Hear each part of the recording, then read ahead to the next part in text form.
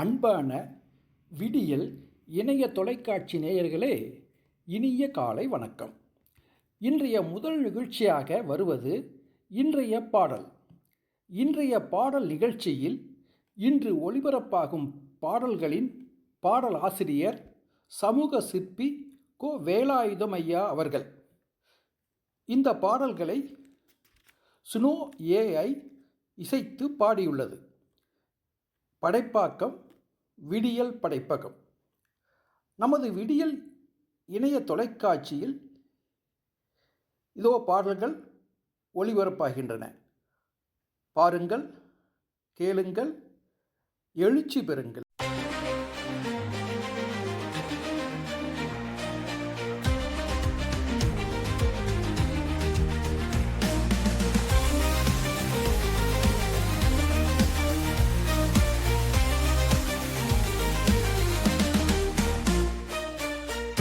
திரட்டப்படும் வெட்கம் தேவையில்லை, தேடுங்க கிடைத்துவிடும் அச்சம் தேவையில்லை.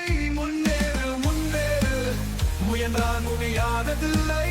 முன்னேறு முன்னேறு, தளராதவர் தோற்பதில்லை. தட்டுங்க திரட்டப்படும் வெட்கம் தேவையில்லை, தேடுங்க கிடைத்துவிடும் அச்சம் தேவையில்லை. முன்னேறு முன்னேறு, முயன்றால் முடியாததில்லை. முன்னேறு முன்னேறு, தளராதவர் தோற்பதில்லை.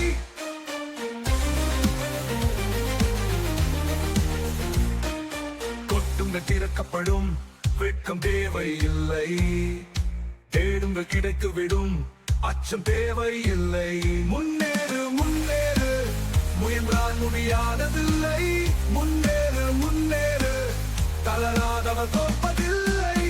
கோழையாய் பயந்து பயந்து சாகாதே, மாவீரனாக உன்னால் முடியும் ஓயாதே. சீரையில் பூட்டி அழைப்பார்கள் தயங்காதே, சிந்திய ரத்தம் வீணாகாது ஒதுங்காதே. கடலை போன்று துன்பம் வரினும் கலங்காதே, புயல் காற்று வீசினாலும் படை விலகாதே. கோழையாய் பயந்து பயந்து சாகாதே, மாவீரனாக உன்னால் முடியும் ஓயாதே. சீரையில் பூட்டி அழைப்பார்கள் தயங்காதே, சிந்திய ரத்தம் வீணாகாது ஒதுங்காதே. கடலை போன்று துன்பம் வரினும் கலங்காதே, புயல் காற்று வீசினாலும் படை விலகாதே. திறக்கப்படும் வெட்கம் தேவையில்லை, தேடுங்க கிடைத்துவிடும் அச்சம் தேவையில்லை. முன்னேறு முன்னேறு, முயன்றால் முடியாததில்லை. முன்னேறு முன்னேறு, தளராதவர் தோற்பதில்லை. தர்மம் காக்கும் கூட்டமாக மாறிவிடு, புதிய இந்தியாவை உருவாக்க போராடு. தூக்கு கயிறை கண்டாலும் முத்தமிடு, எலும்போடு சதை எரிந்தாலும் யுத்தமிடு. தமிழ் காக்கும் கூட்டமாக மாறிவிடு, புதிய இந்தியாவை உருவாக்க போராடு. தூக்கு கயிறை கண்டாலும் முத்தமிடு, எலும்போடு சதை எரிந்தாலும் யுத்தமிடு. தட்டுங்க திறக்கப்படும் வெட்கம் தேவையில்லை, தேடுங்க கிடைத்துவிடும் அச்சம் தேவையில்லை. முன்னேறு முன்னேறு, முயன்றால் முடியாததில்லை. முன்னேறு முன்னேறு, தளராதவர் தோற்பதில்லை.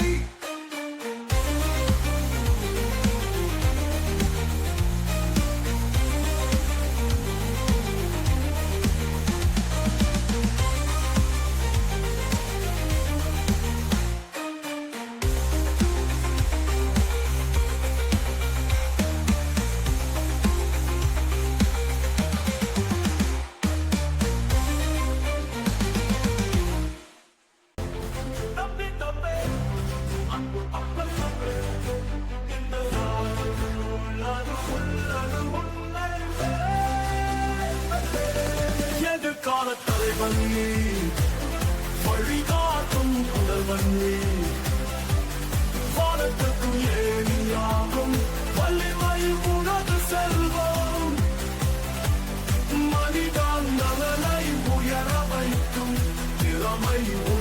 சொந்தம். தம்பி தம்பே, அன்பு தம்பே, இந்த நாடு உள்ளது உன்னை நம்பே. எதிர்கால தலைவன் நீ, வழி காட்டும் முதல்வன் நீ. வானத்திற்கும் ஏணியாகும் வலிமை உனது செல்வம். மனித நலனை உயர வைக்கும் திறமை உனது சொந்தம்.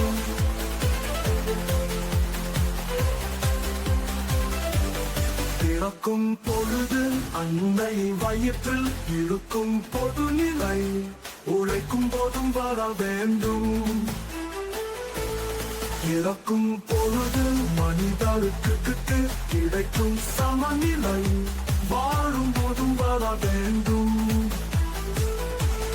பிறக்கும் பொழுது அன்னை வயிற்றில் இருக்கும் பொதுநிலை உழைக்கும் போதும் வர வேண்டும். இறக்கும் பொழுது மனிதருக்கு கிடைக்கும் சமநிலை வாழும் போதும் வர வேண்டும். எதிர்கால தலைவன் நீ, வழிகாட்டும் முதல்வன் நீ. வானத்திற்கும் ஏணியாகும் வலிமை உனது செல்வம். மனித நலனை உயர வைக்கும் திறமை உனது சொந்தம்.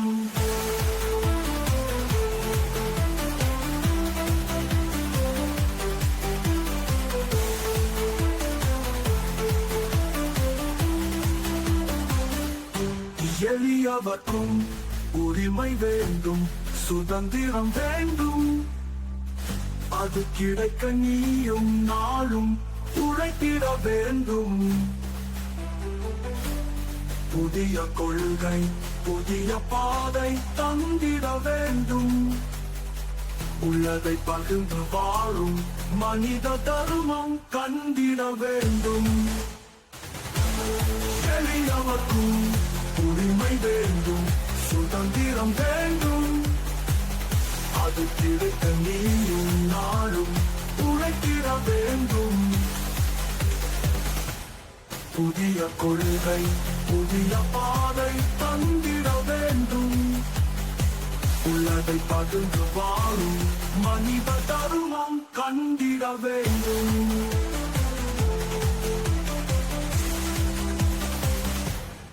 எதிர்கால தலைவன் நீ, வழிகாட்டும் முதல்வன் நீ. வானத்திற்கும் ஏணியாகும் வலிமை உனது செல்வம். மனித நலனை உயர வைக்கும் திறமை உனது சொந்தம். அன்பான விடியல் இணைய தொலைக்காட்சி நேயர்களே, இன்றைய நற்செய்தியை வழங்க வருபவர் செல்வி சூடாமணி முத்துக்குமார் அவர்கள். வாருங்கள் கேட். விடுமுறை ஆரம்பிச்சாச்சு. வெப்பத்தாக்கம் ரொம்ப அதிகமா இருக்கிறதுனால நம்ம வீட்லயே இருந்து நிறைய புத்தகங்கள் வாசிக்கலாம். புத்தகங்கள் வாசிக்கும் போது ஒரு விஷயம் பேசும்போது நம்மளுக்கு பல விஷயங்கள் ஞாபகம் வரும். இப்ப சாக்ரட்டிஸ அந்த நாட்டு அரசு சட்டம் மறுநாள் காலையில விஷம் குடிச்சு இறக்கணும் அப்படின்னு சொல்றாங்க. சாக்ரட்டிஸ் என்ன சொல்றாங்கன்னா, நான் ஒருவேளை இன்று இரவே இயற்கையா மரணம் அடைஞ்சிட்டா அது சட்டத்தை மீறுற மாதிரி இருக்கும், அதனால இப்பவே விஷத்தை தாங்க, நான் இப்பவே குடிச்சிடுறேன் அப்படின்னு சொல்றாங்க. இந்த மரணம், சிறைச்சாலை இதெல்லாம் பத்தி பேசும்போது எனக்கு பகத்சிங் ஞாபகம் வருது. அவங்கள தூக்கு போட சொன்னா ஒரு குறிப்பிட்ட நேரத்துக்கு முன்னாடியே வந்து அழைக்கிறாங்க. அப்ப பகத்சிங் சொல்றாங்க, சட்டம் எனக்கு இந்த நேரம் தான் சொல்லியிருக்கு, அதுக்கு முன்னாடியே ஏன் என்ன வந்து அழைக்கிறீங்க, நான் புத்தகம் படிச்சுக்கிட்டு இருக்கேன், இதை படிச்சு முடிச்சதுக்கு அப்புறம் தான் நான் வருவேன் அப்படின்னு சொல்றாங்க. இப்ப இந்த மரண தருவாயில கூட அவங்க புத்தகம் படிக்கணும் அப்படின்னு நினைக்கிறாங்க. இப்ப இந்த மரணம், புத்தகம் இந்த மாதிரி விஷயங்கள்லாம் கேட்கும் போது எனக்கு அண்ணாதுரை ஞாபகம் வருது.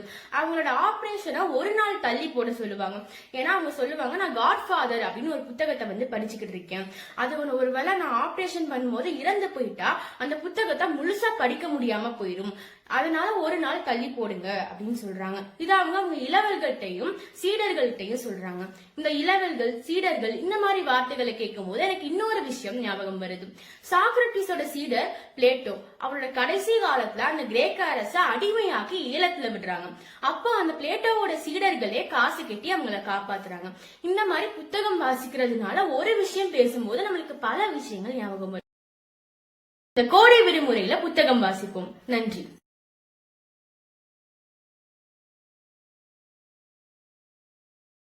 இன்றைய விடியல் இணைய தொலைக்காட்சியின் அடுத்த நிகழ்ச்சி தினமும் தொடரும் கதை. விடியல் குகனின் 4 திசை புயலின் 2ஆம் அத்தியாயம், கைகுலுக்கிய காதல். வாருங்கள் கதையை தொடர்வோம். கூட்டத்தின் தலைவன் போல் இருந்த ஒரு நெடிய கருத்த மனிதன் திரைவர் பக்கம் வர பின்தொடர்ந்தது கூட்டம். திரைவர் ஜன்னல் வழியே தலையை வெளியே நீட்டினார்.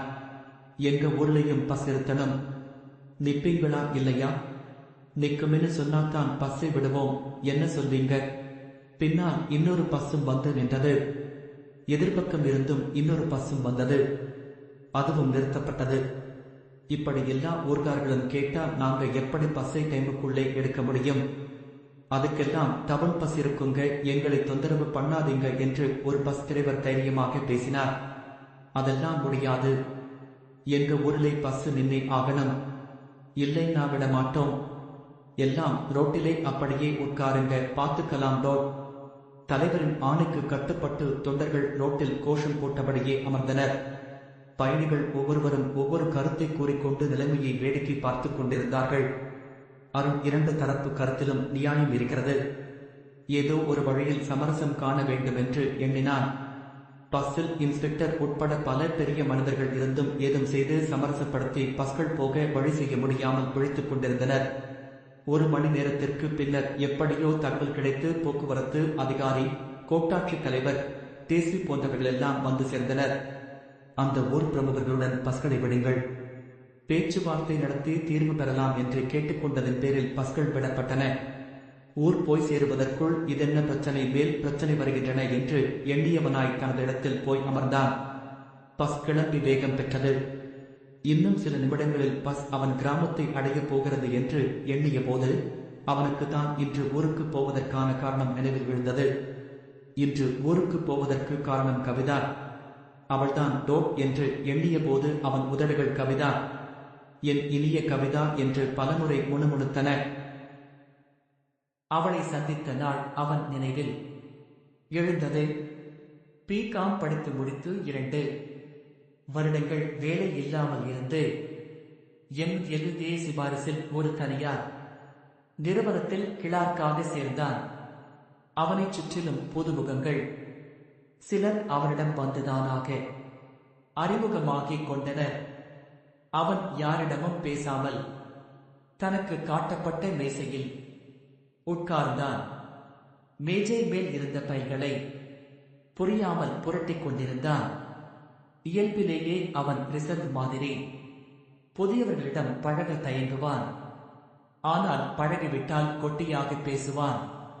அவன் அமைதியாக இருந்தபோது அவள்தான் வந்தாள். Kavitha. Hello, I am Kavitha, glad meet you என்று கையை நீட்டினாள். திடீர் குரலும் அவள் நீட்டிய கையும் அவனை குழப்பிவிட்டன. பெண்கள் இவ்வளவு சாதாரணமாக கை கொடுக்கிறார்களா என்று நினைத்து தடுமாறி ஹலோ என்றதும் கையை கொடுத்தான். ஐ ஏம் வருண், கிளேடு டு மீட் யூ. இருவரும் லேசாக கை குலுக்கியதும் புன்னகையோடு கைகளை விட விட்டுக் கொண்டனர். நான் இங்க அசிஸ்டண்டா இருக்கேன், மற்ற விவரங்களை இலஞ்ச் டைம்ல பேசலாம், வர்றேன் என்றாள். அவள் புன்னகையுடன் நகரும் போதே அருண் பார்த்து கொண்டிருந்தான். அக்கம் பக்கத்து வாசிகள் அவனை பார்த்து சிரித்தார்கள். இப்படி திகைப்போடு ஆரம்பித்த கவிதாவின் உறவு நாளுக்கு நாள் வளர்ந்தது. அவள் மிக சகஜமாக பேசினாள், பழகினாள். அவனும் நாளடைவில் அவளைப் போல் சகஜமாக பேசி பழகினான். அவள் எல்லோரிடமும் அப்படித்தான் பழகினாள். ஆனால் அருணிடம் சிறு மாறுபாடு இருந்தது. அவளுடன் அதிக நேரம் பேசும் அவனுக்கு மானசீகமாக காதல் உண்டாக ஆரம்பித்தது. அவளிடம் எல்லா விஷயங்களும் பேசி வந்தாலும் காதலை மட்டும் தூக்கி சொல்ல இயலவில்லை. எப்படியோ தைரியத்தை வரவழைத்துக் கொண்டு ஒரு வழியாக சொல்லிய போது அவள் பெரிதாய் சிரித்தாள். நான் முன்னரே நினைச்சேன் இப்படி ஒரு நாள் சொல்லுவீங்கன்னு. ஆனா அருண், நான் இன்னும் இதை பற்றி யோசித்து பார்க்கவில்லை. ஒரு 2 நாள் டைம் கொடுங்க, யோசித்து பார்த்து முடிவு சொல்வேன். என்ன என்று சென்றாள். சொன்னபடியே 2 நாள் கழித்து அவள் முடிவு சொன்னாள். அருண், உங்க குணம், நடத்தை, அழகு, அறிவு, அன்பு, பொருளாதாரம் போன்ற விஷயத்திலெல்லாம் ஓடோக்கே. நம்ம சாதி கூட வேறதான். அது கூட எனக்கு பிரச்சனை இல்லை. எனக்கு அம்மா இல்ல, அப்பாதான். அம்மா இல்லாததாலே அப்பா ரொம்பவும் செல்லமா வளர்த்தார். என் அப்பா பள்ளிக்கூட ஆசிரியர், உலகம் புரிஞ்சவர். என் விருப்பத்துக்கு எவ்வித தடையும் போட மாட்டார். நான் தப்பு செய்ய மாட்டேன், தவறான வழியில் போக மாட்டேன்னு அவருக்கு என் மேல நிறைய நம்பிக்கை உண்டு. அந்த நம்பிக்கைக்கு நான் எப்பவும் குந்தகம் விளைவிக்கலே. உங்களை எனக்கு பிடிச்சிருக்கு, உங்களை நான் காதலிக்க தயார். ஆனா நாம வாழ்க்கையில சேர வேணும், வாழ்க்கை நடத்தணும். அது முடியக்கூடிய ஒண்ணுன்னு தோணிச்சின்னா காதலிக்கலாம், இல்லைன்னா நாம எப்பவும் நண்பர்களா இருந்துக்கலாம். கவிதா, நானும் ஏதோ விளையாட்டா காதலிக்கிறேன்னு சொல்லலே. வாழ்க்கையிலே ஒன்னு சேரணும்னுதான் விரும்புறேன். உங்க வீட்டிலே இதற்கு சம்மதிப்பார்களா? சற்று யோசித்தான் மனமாக. கவிதா, எனக்கு வீட்டிலே இருப்பது தாய் மட்டும்தான். எனக்கும் சாதி ஒரு பிரச்சனை இல்லை. என் தாயை சம்மதிக்க வைக்க இயலும்னு நம்புறேன். உங்க நம்பிக்கை வெற்றி பெற வாழ்த்துக்கள் அருண். இப்பவே நாம இருவரும் காதலிப்பதா நினைச்சுக்கிங்க. ஆனா முதல்ல உங்க வீட்டே உங்கள் தாய்கிட்ட சம்மதம் தெரிஞ்சு வாங்க. சம்மதம் கிடைச்சா காதலிக்கலாம், இல்லைன்னா இப்படியே நண்பர்களாயிட்டோ. ஓடோக்கே கவிதா, நான் இன்றே வீட்டுக்கு புறப்படுறேன். சம்மதத்தோடு வந்தேன். நிச்சயமா கவிதா.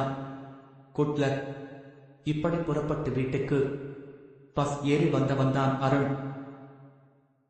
பஸ் அவன் ஊரை அடைந்தது. இறங்கினான். வீட்டை நோக்கி தெருவில் நடந்தான். வீட்டை நெருங்கும் போது திடுக்கிட்டான். வீட்டின் முன் நிறைய பேர் கூட்டமாக நின்றிருந்தனர். வீட்டில் யாருக்கு என்ன? அம்மாவுக்கு உடம்புக்கு சரியில்லையா? துரிதமாக நடை போட்டு வீட்டை அடைந்த போது அவன் தாய் ஓடி வந்து கட்டிக்கொண்டு கதறினாள். அவன் என்னவென்று புரியாமல் விழித்தான்.